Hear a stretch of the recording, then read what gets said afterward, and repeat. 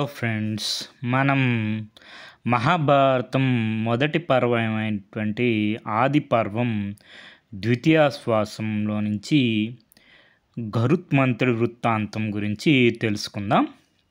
So మనకి మహాభారతంలో మొదటి పర్వం పేరు ఆది పర్వం.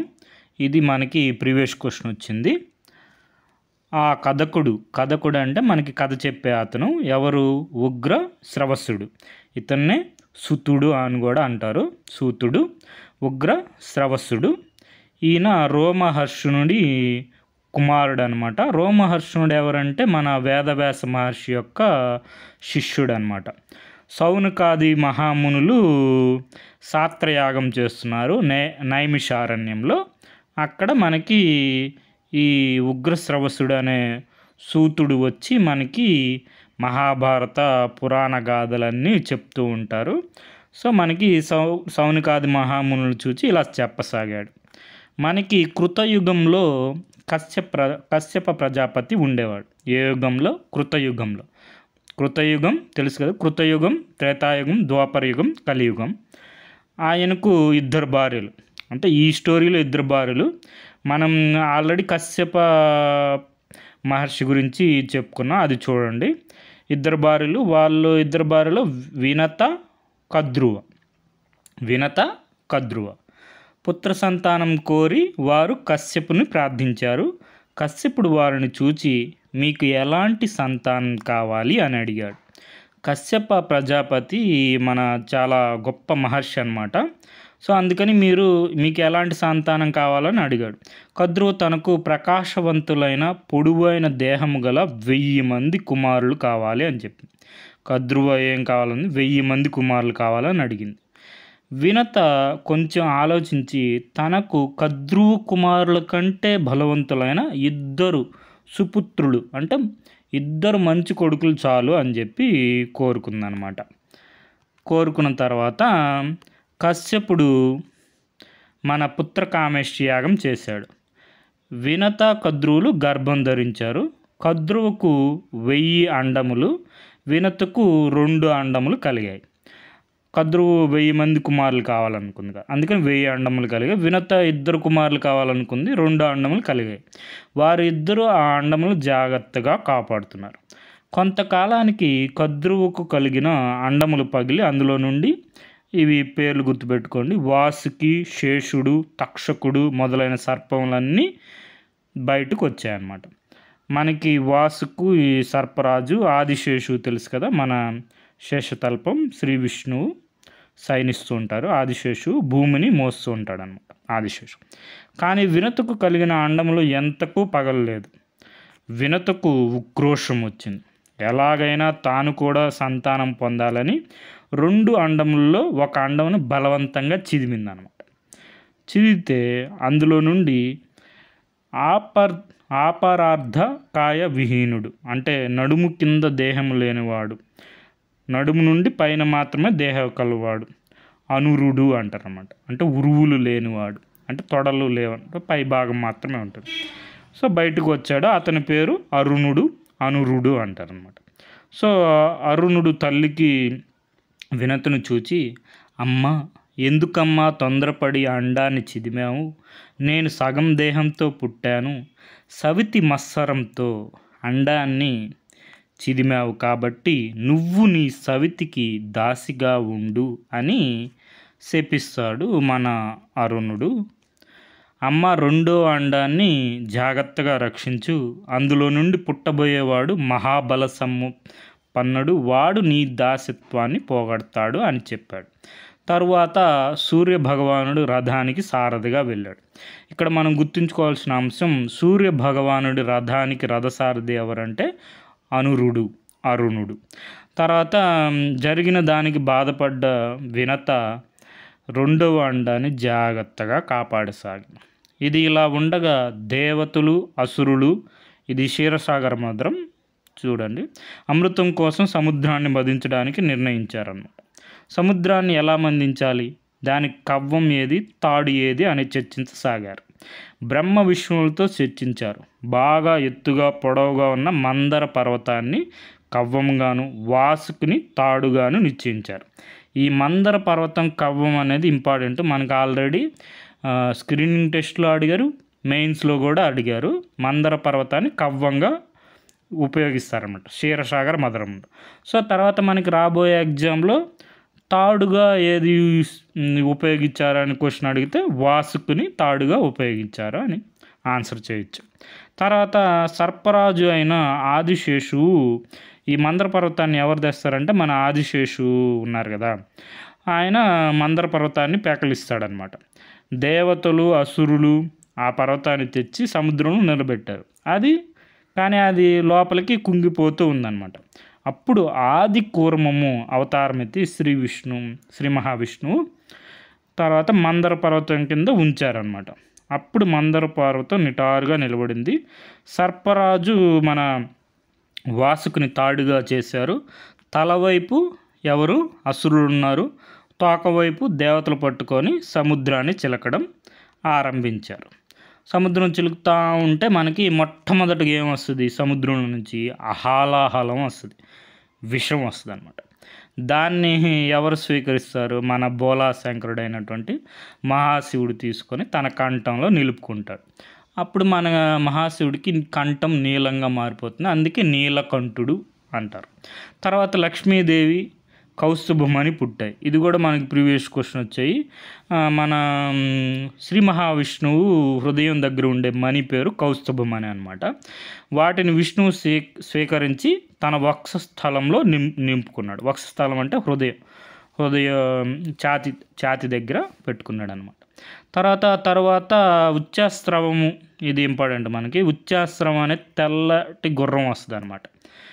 ఉచ్చాస్త్రం ఎట్లా ఉంటుంది, తెల్లగా ఉంటుంది. ఐరావతం కూడా తెల్లగానే ఉంటుంది. ఐరావతము ఇంద్రుడి యొక్క వాహనం అనమాట. ఐరావతము ఇది గుర్తుపెట్టుకోండి. తెల్లటి ఏనుగు పుట్టాయి. వాటిని మహేంద్రుడు ఇంద్రుడు స్వీకరించాడు అనమాట. తర్వాత అమృత కలశం పుట్టింది. ఆ అమృత కలశాన్ని రాక్షసులు స్వీకరించారు కానీ విష్ణుమూర్తి మోహిని రూపంతో రాక్షసులను వంచి ఆ అమృత కలశాన్ని దేవతలకు ఇచ్చాడు. ఇది కూడా మనకి ప్రీవియస్ క్వశ్చన్ వచ్చింది. అమృత కలశాన్ని మనకి రాక్షసులకి అమృతం దొరకకుండా చేసిన విష్ణుమూర్తి యొక్క స్త్రీ అవతారం ఏదంటే మోహిని అవతారం, మోహిని రూపం అన్నమాట. రూపం ఏదంటే మోహిని రూపం. అమృతం తాగడానికి దేవతలు అందరూ కూర్చున్నారు. రాహువు అనే రాక్షసుడు దేవతల రూపం ధరించి వారితో పాటు అమృతం తాగడానికి కూర్చున్నాడు.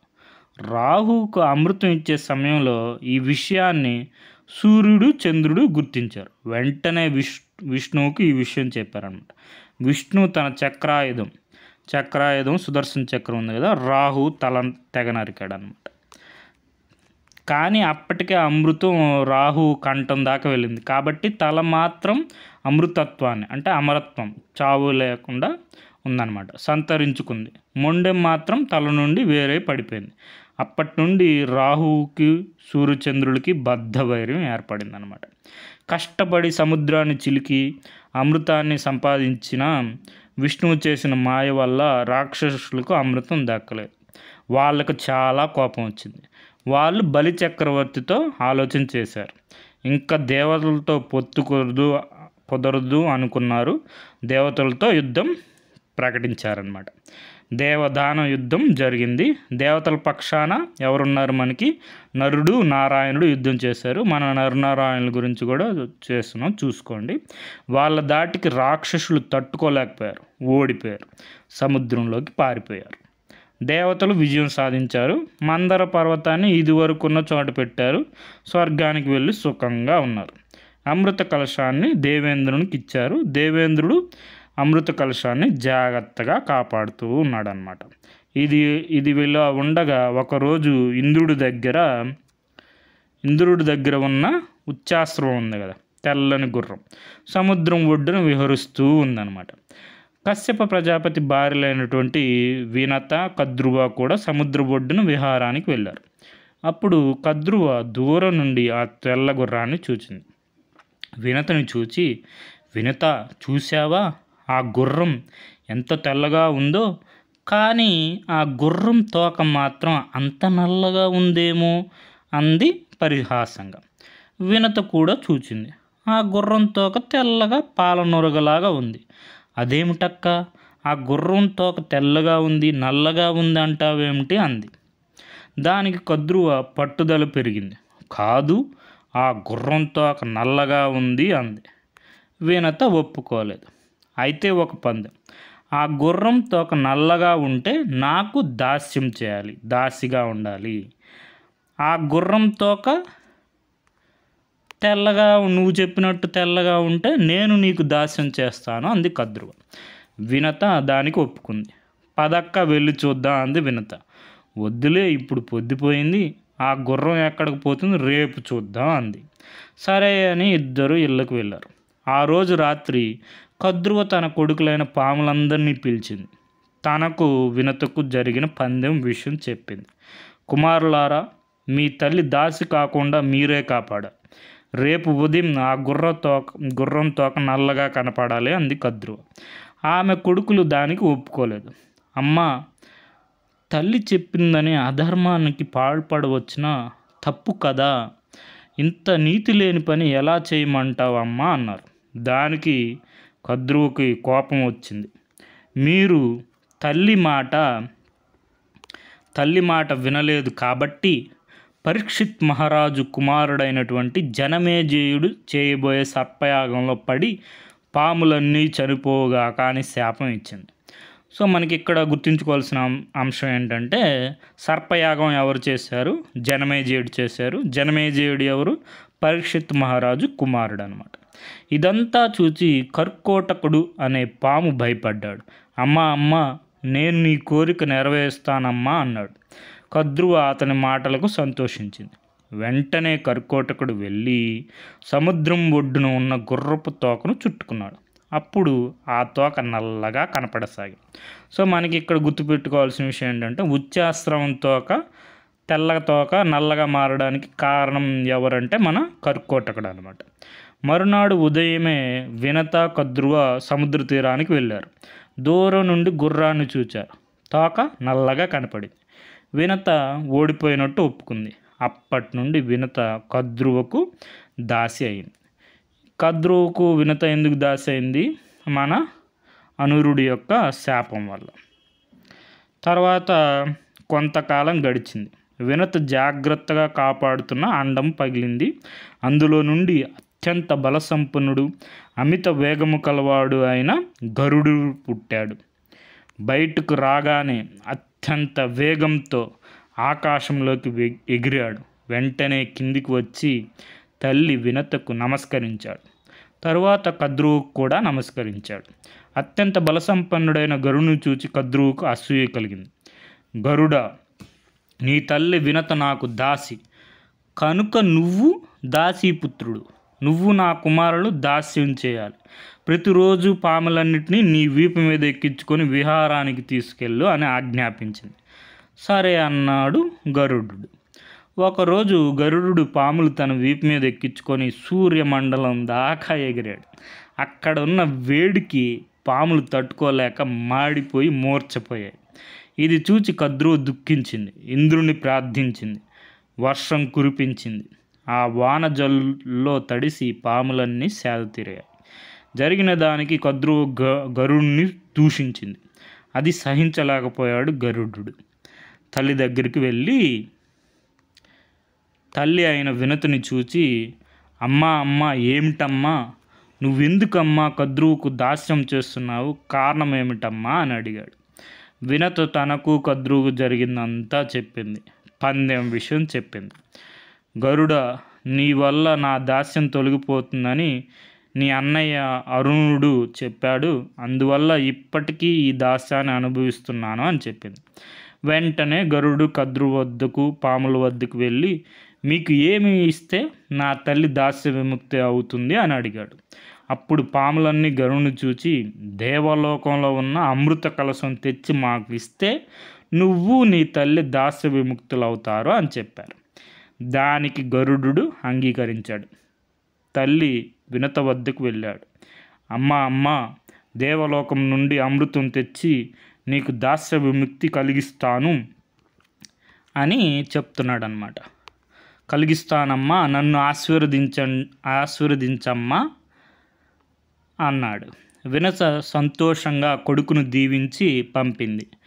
గరుడు ఆకాశంలోకి ఎగిరాడు. దేవలోకానికి పోతూ దారిలో తండ్రి అయిన కశ్యపును కలిశాడు. కశ్యపును చూచి గరుడు, తండ్రి, నేను నా తల్లి దాస్యమును నివృత్తి చేయుటకు అమృతము తెచ్చుటకు దేవలోకంకు వెళ్ళుచున్నాను. నాకు ఆకలిగా ఉంది, నాకు తగిన ఆహారం కావాలను అని అడిగాడు. కశ్యపుడు, కుమారా, ఈ పేర్లు గుర్తుపెట్టుకోండి, విభావసుడు, సుప్రతీకుడు. విభావసుడు, సుప్రతీకుడు అని ఇరువురు అన్నదమ్ములు ఉన్నారు. తమ పిత్రాజ్యం తండ్రి సంపాదించిన ఆస్తిలో భాగం ఇవ్వమని సుప్రతీకుడు తన అన్నగారైన విభావసుడిని అడిగాడు. దానికి అన్న విభావసుడు కోపించి తమ్ముడిని, నువ్వు ఏనుగు కమ్ము అని శపించాడు. ఇప్పుడు ఏనుగు ఎవరు? మనకి తమ్ముడు అనమాట, సుప్రతీకుడు. దానికి తమ్ముడు సుప్రతీకుడు ఉన్నాడు కదా, కూడా కోపించి నువ్వు తాబేలు కమ్ము అని ప్రతిశాపం ఇచ్చాడు. సో ఇప్పుడు మనకి తాబేలు ఎవరు? విభావసుడు. ఏనుగు వచ్చి సుప్రతీకుడు. వీళ్ళని గజ, కచ్చపాలు అంటారన్నమాట. గజ వచ్చి ఏనుగు, కచ్చపం వచ్చి తాబేలు. సో ఆయన ప్రతిశాపం ఇచ్చాడు. అప్పుడు వారిరువురు 3 యోజనలు పొడవు, 10 యోజనలు వెడల్పు గల తాబేలు గాను, 6 యోజనలు పొడవు, 12 యోజనలు వెడల్పు గాను ఏనుగు గాను మారిపోయారు. కానీ వారు ఇంకా ఆస్తి కోసం తగులాడుకుంటూనే ఉన్నారనమాట. 1000 సంవత్సరాలు తగులాడుకుంటూనే ఉంటారనమాట. నీవు ఆ ఏనుగును తాబేలును భక్షించి నీ ఆకలిని తీర్చుకొనుము అని చెప్పాడు కశ్యపుడు. గరుడు సంతోషించి ఆ ఏనుగు తాబేలు ఉండే చోటికి వెళ్ళి వాటిని తన 2 కాళ్ళతో పట్టుకొని ఆకాశంలోకి ఎగిరిపోయాడు. మధ్యలో మనకి ఈ రోహణము అనే మహావృక్షం ఉంటుందన్నమాట. అప్పుడు రోహణుడు గరుని చూచి, గరుడా, నువ్వు నా కొమ్మ మీద కూర్చొని ఆ ఏనుగును తాబేలు తిను అని కోరతాడనమాట. గరుడు అలాగే అని ఒక పెద్ద కొమ్మ మీద వాలాడు. కానీ ఆ ఏనుగు, తాబేలు, గరుడు మొత్తం బరువు తాళలేక ఆ కొమ్మ విరిగిపోయింది. గరుడు కంగారు పడ్డాడు. ఆ కొమ్మ భూమి మీద పడితే ఆ కొమ్మకు తలకిందులుగా వేలాడి తపస్సు చేస్తూ ఉంటారనమాట వాలకిల్యులు అనే మునులు. కింద పడిపోతారని భయపడి ఆ కొమ్మను నోట ఖర్చుకొని మరలా ఆకాశంలోకి ఎగిరాడు. మరలా తండ్రి అయిన కశ్యపుని వద్దకు వెళ్ళాడు. గరుడు పడుతున్న అవస్థ చూసి కశ్యపుడు ఆ మహామునులతో, మహాత్ములారా, గరుడు ఒక కార్యము నిమిత్తం దేవలోకానికి వెళ్తున్నాడు. దయచేసి మీరు ఈ కొమ్మను విడిచిపెట్టి వేరే చోటికి వెళ్ళి తపస్సు చేసుకోండి అని ప్రార్థించాడు. దానికి ఆ మునులు సమ్మతించి ఆ కొమ్మను విడిచిపెట్టి హిమాలయాలకు వెళ్ళారు. తర్వాత గరుడు ఆ కొమ్మను ఎవరులేని చోట విడిచాడు. హిమాచలం మీద ఉన్న ఒక కొండ శిఖరం మీద కూర్చొని ఆ ఏనుగును తాబేలును తిన్నాడు. వెంటనే దేవలోకానికి వెళ్ళాడు. గరుడు దేవలోకం సమీపించగానే దేవేంద్ర సభలో దుశ్శకనాలు గోచరించాయి. దేవగురువు అయినటువంటి బృహస్పతి దేవేంద్రుని చూచి, ఇది మనకి ప్రీవియస్ క్వశ్చన్ వచ్చింది, దేవతల గురువు ఎవరు? బృహస్పతి. దేవేంద్రుని చూచి, దేవేంద్ర, కశ్యపుని కుమారుడు గరుడు తన తల్లి వినత దాస్య విముక్తి కొరకు అమృతాన్ని అపహరించడానికి వస్తున్నాడు అని చెప్పాడు. అప్పుడు దేవేంద్రుడు తన భటులతో అమృతాన్ని జాగ్రత్తగా కాపాడండి అని ఆజ్ఞాపించాడు. గరుడునికి అమృత రక్షకులకు ఘోర యుద్ధం జరిగింది. గరుడు దేవతలను తన ముక్కుతోనూ, కాలి గోలతోనూ, రెక్కలతోనూ మనకి యుద్ధం చేస్తూ ఉన్నాడనమాట. గాయపరిచాడు. గరుని దాటికి తట్టుకోలేక అమృత రక్షకులైన దేవతలు పారిపోయారు. గరుడు అమృతం ఉన్న చోటుకి చేరుకున్నాడు. అమృత కలశాన్ని తీసుకొని ఆకాశంలోకి ఎగిరాడు. అప్పుడు విష్ణువు గరుని వద్దకు వచ్చాడు. గరుడ, నీ శౌర్యానికి సాహసానికి మెచ్చాను. నీకు ఏం వరం కావాలో కోరుకో అని అడిగాడు. దానికి గరుడు, దేవా, నేను అమృతం సేవించకుండానే నాకు ముసలితనం, చావు లేకుండా ఎల్లప్పుడూ నిన్ను సేవించే వరం ప్రసాదించు అని అడిగాడు. విష్ణువు దానికి సంతోషించి, గరుడ, నీవు కోరిన వరం ఇస్తున్నాను. ఇక నుండి నువ్వు నాకు వాహనంగా, నా పతాకంగాను ఉండు అని అన్నాడు. సో మనకి శ్రీ మహావిష్ణువు యొక్క వాహనం ఎవరు? గరుడ వాహనం. పతాకం అంటే మనకి రథం పైన పతాకం ఉంటుంది కదా మనకి, గరుడ ధ్వజం అంటారు. సో అది ఆ పతాకం మీద కూడా మన గరుడు ఉంటారనమాట. ఇప్పటికీ వైష్ణవాలయాల్లో గరుడ ధ్వజారోహణము, గరుడ వాహనం, గరుడ సేవ జరుగుతూ ఉన్నాయన్నమాట. గరుడు విష్ణువుకు నమస్కరించి మరలా పైకి ఎగిరాడు. ఇంతలో దేవేంద్రుడు తన వజ్రాయుధాన్ని గరుడ మీదకి విసిరాడు. వజ్రాయుధం గరుడు మీదకి వస్తూ ఉంది అన్నమాట. వజ్రాయుధాన్ని చూసి గరుడు, ఓ వజ్రాయుధమా, నీవు ఒక మహాముని దదీచి నుండి పుట్టినావు కాబట్టి నిన్ను అవమానించను. నువ్వు దేవేంద్రుని ఆయుధం కాబట్టి నిన్ను గౌరవించుతున్నాను, కానీ నువ్వు నన్ను ఏమీ చేయలేవు. అందుకని నా రెక్కలో ఉన్న ఒక్క ఈకను తుంచుమా అని చెప్పాడు. సో మనకి దదీచి మహాముని యొక్క వెన్నుముక్క నుంచి వజ్రాయుధం తయారు చేస్తారు. ఇది మనకి ప్రీవియస్ క్వశ్చన్ వచ్చింది. వజ్రాయుధం ఎవరి మహాముని, దదీచి మహాముని తయారు చేసిన ఆయుధం ఏంటంటే వజ్రాయుధం. ఇది వజ్రాయుధం ఎవరి ఆయుధం అంటే దేవేంద్రుడు ఆయుధం అనమాట. ఇదంతా చూసి దేవేంద్రుడు గరుడు శక్తికి ఆశ్చర్యపోయాడు. గరుడునితో స్నేహం చేయాలనుకున్నాడు. ఓ గరుడ, నేను నీకు స్నేహితుడిని. నువ్వు ఈ అమృతాన్ని క్రూరులైన పావులకి ఇస్తున్నావు.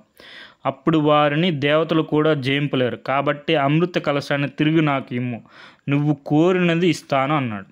దానికి గరుడు, మహేంద్ర, ఈ అమృత కలశాన్ని నేను పాములకి ఇస్తే నా తల్లి వినత దాస్య విముక్తి అవుతుంది.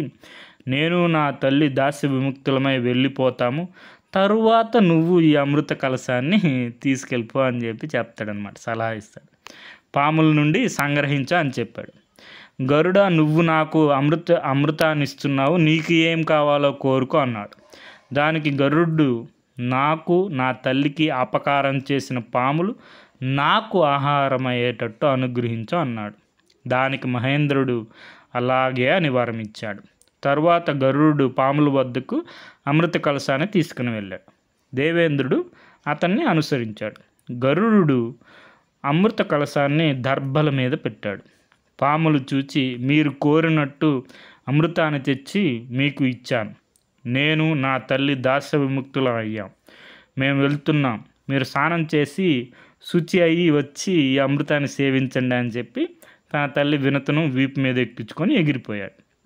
అమృతం దొరికిందన్న ఆనందంతో పాములన్నీ స్నానం చేసి రావడానికి వెళ్ళాయి. అక్కడే దాక్కొని ఉన్న మన దేవేంద్రుడు వచ్చి అమృత కలశాన్ని సంగ్రహించి స్వర్గానికి తీసుకెళ్ళాడు. అమృత కలశాన్ని యథాస్థానంలో ఉంచాడు. ఇక్కడ పాములు స్నానం చేసి వచ్చి చూస్తే అమృత కలశం కనపడలేదు. చాలా దుఃఖించారు.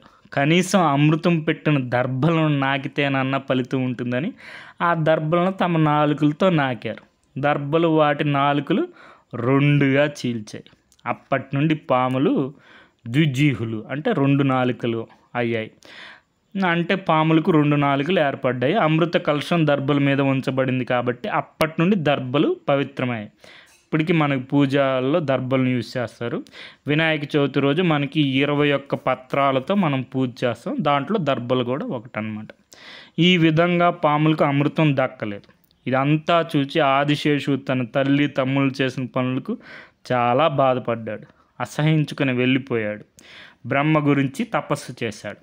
బ్రహ్మ ప్రత్యక్షమయ్యి, ఓ ఆదిశేషు, నీ సత్యసంధతకు ధర్మనిష్టకు సంతోషించాను. ఈ భూభారాన్ని మోయడానికి నువ్వే సమర్థుడివి, వేరే ఎవ్వరూ ఈ పని చేయలేరు. కాబట్టి ఇప్పటి నుండి ఈ భూభారాన్ని నువ్వే మోస్తూ ఉండు అని చెప్పాడు. అప్పటి నుండి ఈ భూభారాన్ని ఆదిశేషు తన పడవల మీద మోస్తూ ఉన్నాడు. మన భూమిని మోసేదెవరు? ఆదిశేషు అనమాట. సో ఇది మనకి మూలం వచ్చి మహాభారతం. మనకి సంస్కృత మూలం వచ్చి భగవాన్ వ్యాస మహర్షి గారు. తెలుగు మూలం వచ్చి కవిత్రయం శ్రీ నన్నయ్య భట్టాకారుడు, శ్రీ తిక్కన సోమయాజి, శ్రీ ఎర్రా ప్రగడ. తెలుగు అనుసరణ వచ్చి మన కవిత్రయం పాదరేణువు మొదలి వెంకట సుబ్రహ్మణ్యం గారు అనమాట. So okay friends, thank you for watching.